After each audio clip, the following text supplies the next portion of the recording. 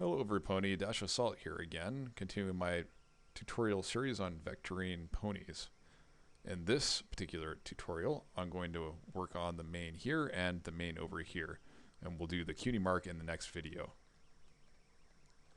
So let's continue on with getting our new main. We have the regular main up here, but we need our new main to lay below this main, so we'll create another layer here. And then we'll start vectoring that with the Bezier tool again. And this looks like it actually goes out like that. Which is fine, that's not a problem that we're going to go all the way back there. And in fact, sometimes it's the best thing to do because it makes the curves look better.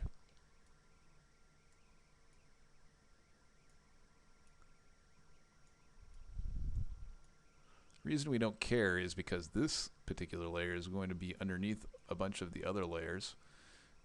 And therefore, any little weird things we do underneath won't matter. It'll all be hidden.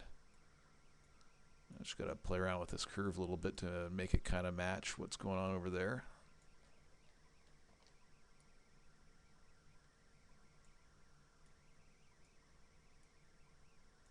That's good. And then we'll get this last little curly Q.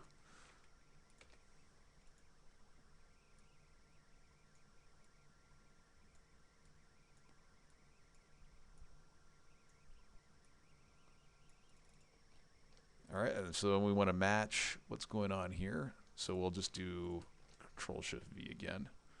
You'll note that right now this stuff is actually above the body layer, which is not what we want. So we're going to do a Control-Shift page down, and we'll keep going until there. You see there. Now this layer is below this layer. And indeed, we're probably going to want this layer below the body color as well, because then when we add the body color back in again, when you show that, then that will sit on top of our lower main and there won't be any issues. This one here we want to make very similar to this, so we'll copy the style there. That one's done. And then all we need is the color over here, so we'll just do that real quick.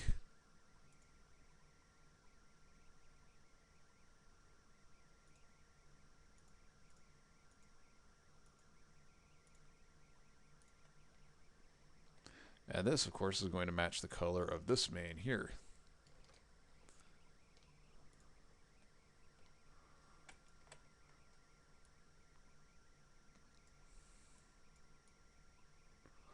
Actually, we don't really care if this overlaps either. Oops, we're hiding what's going on here. We'll hit the N key to move that to the bottom of the layer, so our coloring will not overlap what's going on in the main.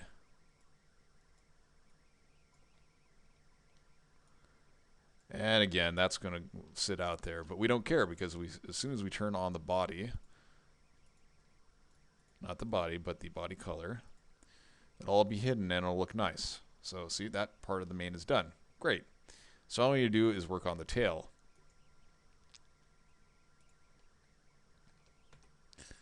This is a little bit more complicated because you've got longer curves going on here, and I noticed that this one doesn't really feed into the next curve, so I'm going to make them all different shapes.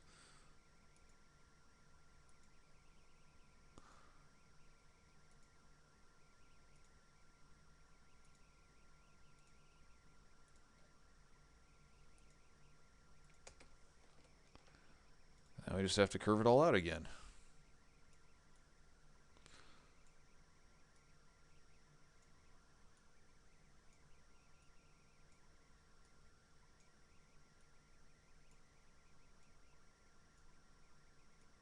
You'll get to a point where you'll think, my art doesn't really look quite like the reference, and it should look like the reference. Well, the reality is it doesn't always have to. It just has to look good enough to you, and then you're done pretty much. That's really what happened with the hooves down there. They don't look quite like any of the references I've got, but you know, it's okay. It's good enough. It's all up to you anyway. Whatever level of quality you feel comfortable with.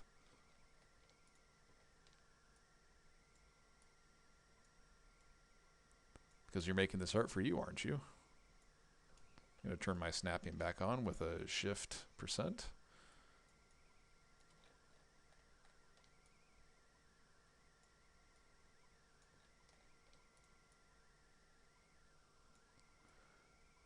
We like having our sharp corners here in the main. The fewer nodes you have in your art, the better, because the curves will sit more nice. And you won't have to do any crazy bending like this and making a bunch of smooth nodes to make things look nice. Oh, that managed to make it worse, unfortunately. In fact, I'm just going to delete this and see if I can get the curve naturally. Sometimes you can, but when you can, it usually works out better.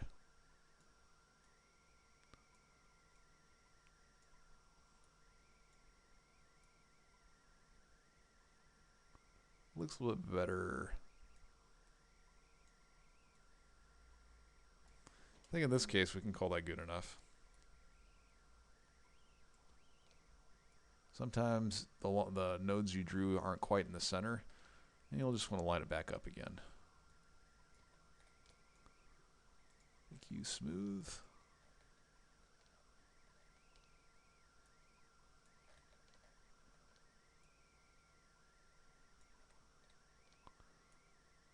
This guy has a particularly sharp corner here. And realistically, I maybe should have done that as two separate lines, but oh well. We'll make it work.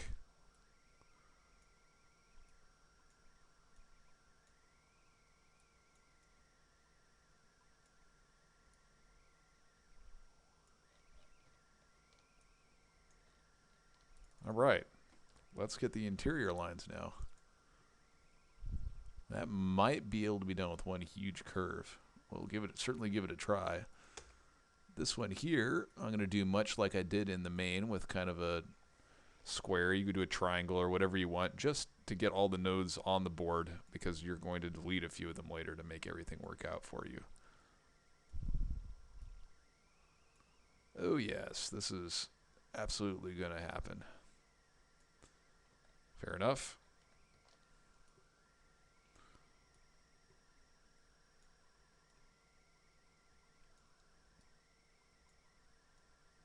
Yep, that looks pretty good.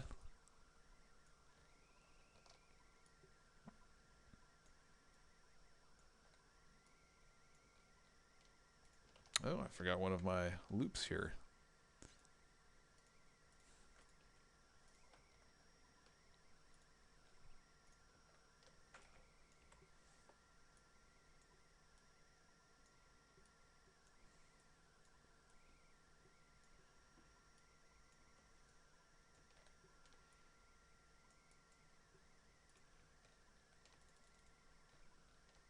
I like to make these guys as separate shapes again because they're actually a different size than the exterior.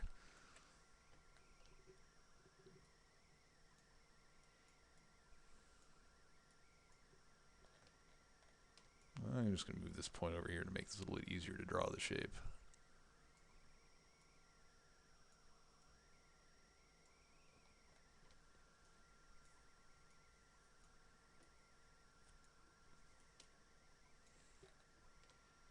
Ooh, that looks ugly.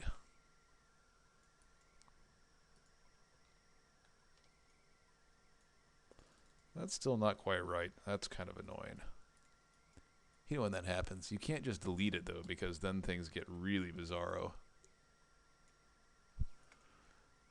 You can, however, turn it back into a square node and try again. Sometimes you just can't make it work and you have to start over. I do hate it when that happens though, because I like to make things work the first time.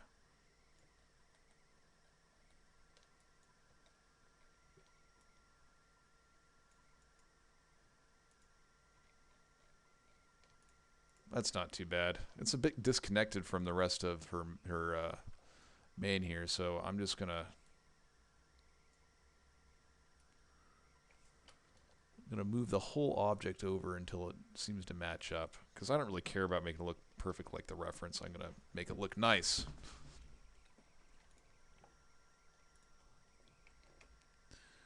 All this needs to be 6 again. Oops, not like that. These interior guys need to match up whatever these interior guys are doing. I'll just copy all the colors while I'm at it. Might as well. Control Shift V all the way around. And we'll borrow this loop and that loop. And we'll kind of look at it and say, does that look right? Well, not quite. I gotta turn my snapping back off to make this look better. That.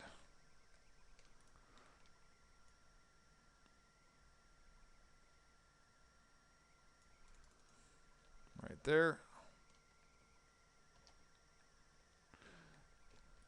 And you'll see we've got a bit of a problem here. These don't have sharp ends. Why not?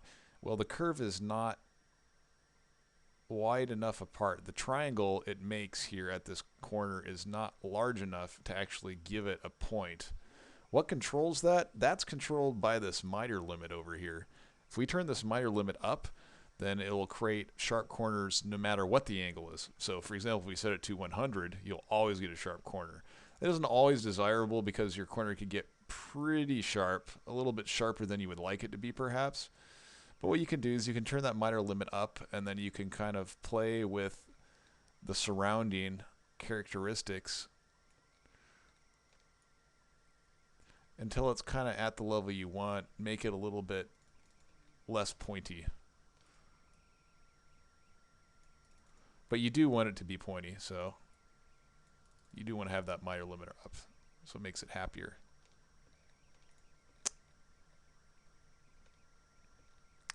Because Pinky is quite pointy with her tail. So now we're just going to do a Control-C and fix these guys up real quick.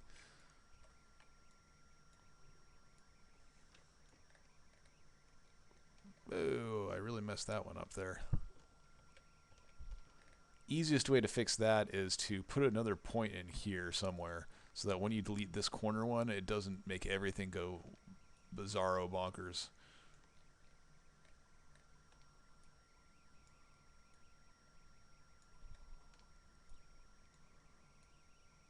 And of course, this doesn't look quite right.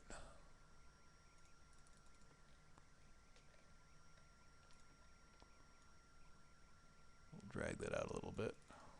That looks nicer. I like it. Moving on. Do the other one. Kind of got the same issue going on here.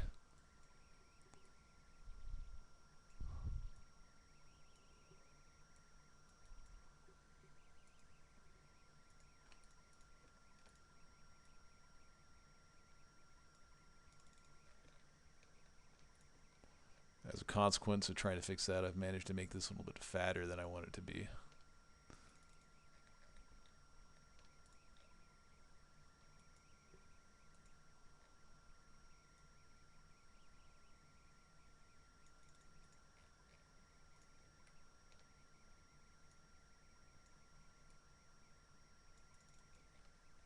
Alright, not bad. Now what you do is get the tail colored and we'll be done. Well, except for the fact that this is now overlapping the body here. So again, this particular layer of the tail is too high. We're going to have to move it down. So you can take the layer and we can say, well, we'll just layer to bottom. Except we don't really want to do that because now the layer is below our reference layer. So let's move this whole layer up one, raise layer. So now it's up one. So now it's just one above layer one, which we have locked here. So that's the tail. So real quick, we're going to color our tail in, and to do that, we'll just take a quick outline. Drop a point at every point on the tail. Then we'll copy the color from the main. And we'll just bend this out. Well, first of all, we'll hit N to move it down to the bottom. And then all we have to do is bend this out so that the color lays inside the entire figure.